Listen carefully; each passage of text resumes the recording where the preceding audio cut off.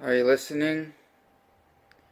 This is Sheepdog, coming to you from ear to the ground.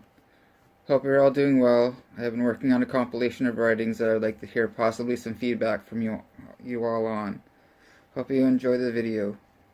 Please hit the like button and share this on social media and to subscribe to my channel. So I'm working on a compilation of writings called Watching Humans.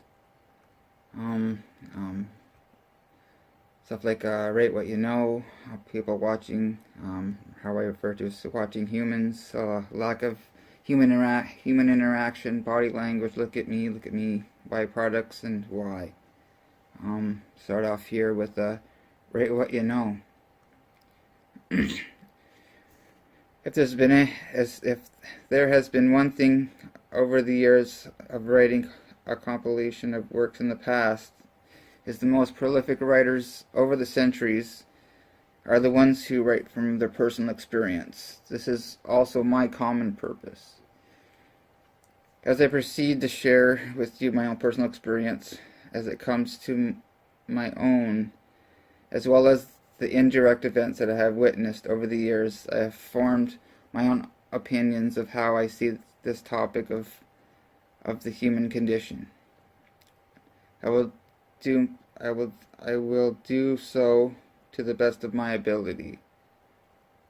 People watching, or watching humans.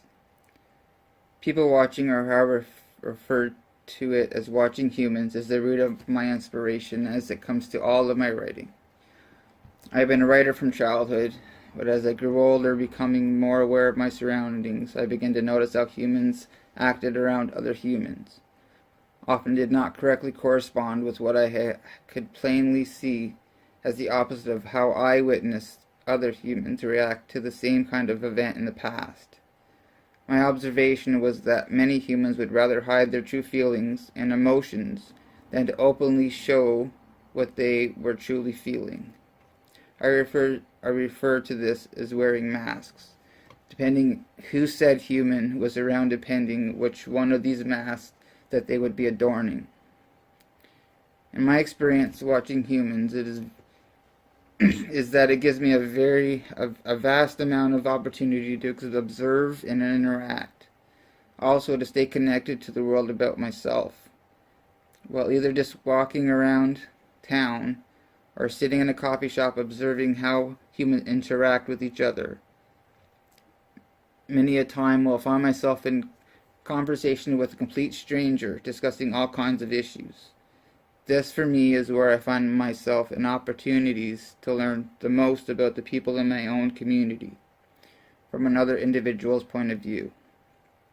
Just listening and observing the many conversations happening all around, you can pretty accurately make a good calculation of where humans in their communities stand on certain issues that directly affect their own environment and living conditions.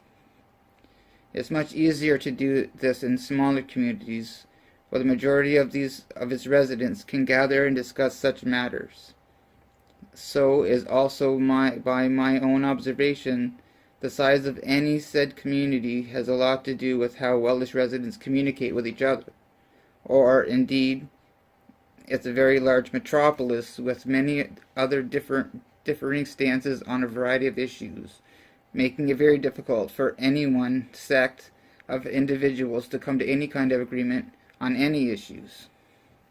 There's also always room to learn more about our society, how the inhabitants coexist, or in many situations quite the opposite be true, where no one can agree on anything, creating mass conflict and even escalate into war in these places. So, for the most part, the less humans isolated in one area equals less stress and conflict, as well as less drama created by its citizens. This will also determine if indeed it's a very large metropolis, wherein there are a vast amount of humans. There will be more stress, conflict, and drama, where because of this environment, situations are very much more likely to escalate into acts of violence and possibly war. In my own experience, I have myself lived in bigger communities, as well as smaller ones. I personally prefer to live in smaller communities, where life is simple with simpler living. Simple living works for me. Once in a while, it's very nice to revisit my own stomping grounds after a long time away. But at the same time, there is also a great sense of gratitude and relief that you will soon be returning to a simple routine of home living, where everything has its place and where you most find yourself grounded and at peace. This is a very profound feeling that brings it with a sense of security. I have been very truly blessed to have finally found a place where I belong, on this rock floating around the universe that they call Earth. I'm eternally grateful for this occurrence in my life. After moving innumerable times through my life, whether it be willingly, unwillingly, or circumstantial, I have never before felt that I have truly fit in anywhere.